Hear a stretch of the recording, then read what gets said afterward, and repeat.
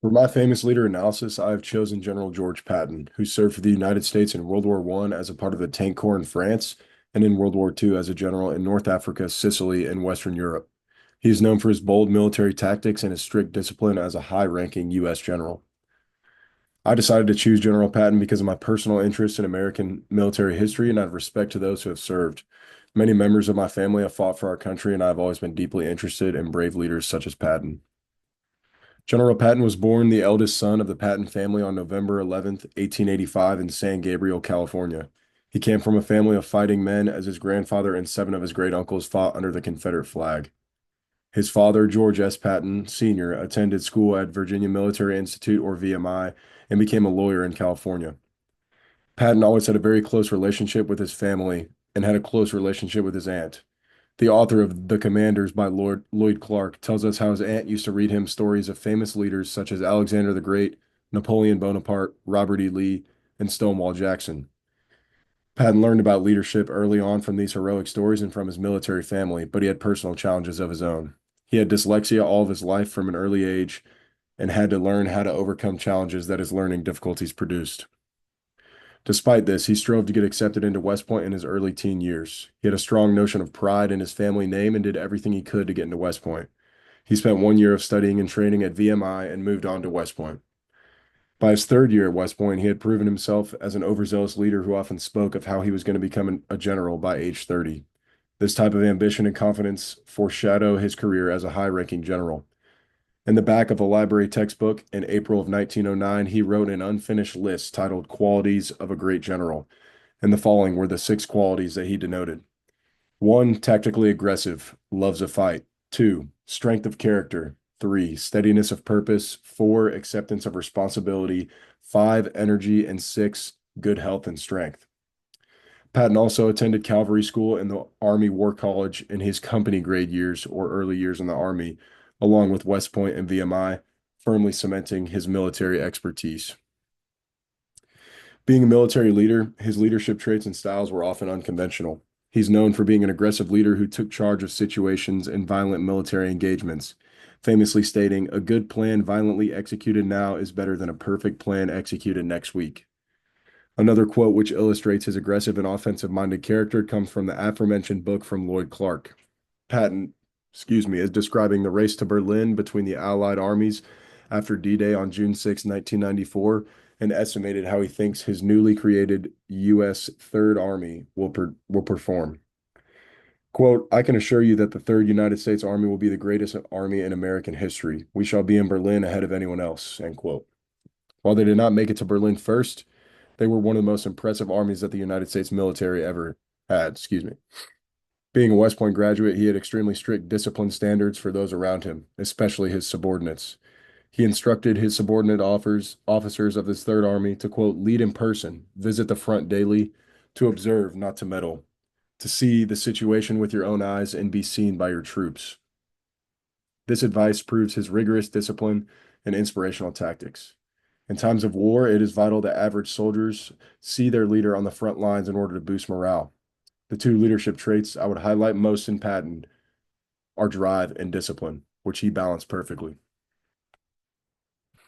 Patton is often pictured as an authoritative leader who commonly barked orders at people more than he listened to them, but some of the officers closest to him noticed that he was often asking for input, solving problems, praising others, and listening. Because of this balance, I would classify his leadership style as a mix of highly directive and highly supportive. Because of the stressful situations he often had to deal with, he used charisma and respect to reassure those around him. He was always interested in collecting input from his fellow officers, but when it came to important decisions, he was the one to make the final call, no matter what. This mix of leadership styles can be classified as a coaching style of leadership, which is surely a good one to have in times of war.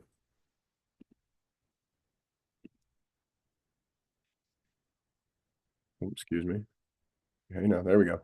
From his time leading men in World War I and all throughout his military career, Patton was recognized to have a deep passion and enthusiasm for leading his troops through mentorship and guidance.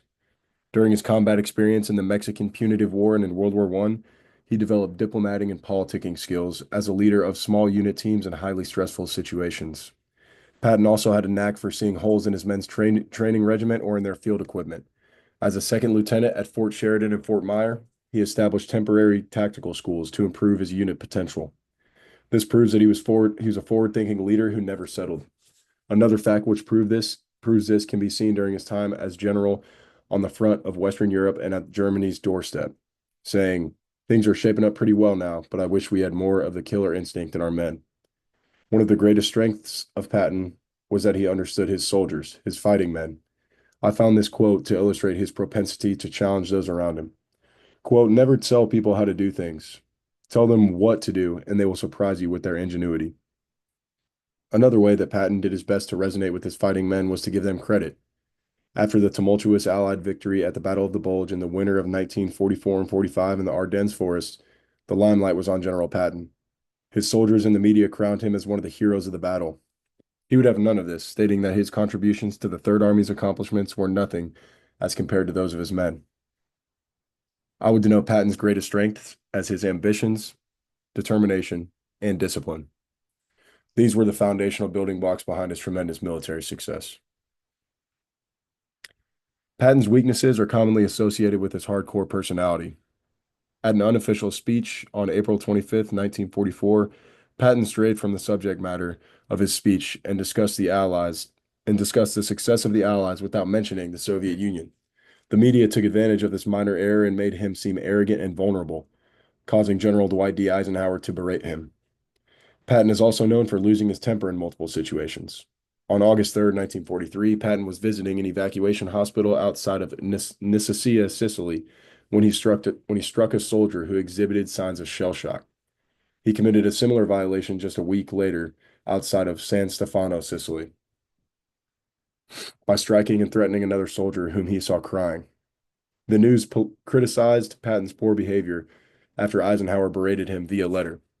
This was obviously a horrible look and a poor leadership decision, but Eisenhower did what he could to ensure that Patton straightened up and was still able to efficiently lead his men. Another common criticism of Patton was his ego. He was always one to stand out and be over the top in everything he did, which some saw as an ego issue. On top of this, he apparently made anti-Semitic and racist comments behind closed doors. This is obviously inexcusable behavior as the leader of multiple armies, but it is his military prowess that is remembered in the history books.